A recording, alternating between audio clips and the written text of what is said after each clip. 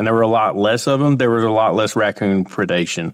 Predators, as it relates to grassland birds, whether you're talking about quail or wild turkeys, they're definitely an issue, but they're probably not the issue that has caused the decline, because wild turkeys have lived with predators for years and years, for all their existence.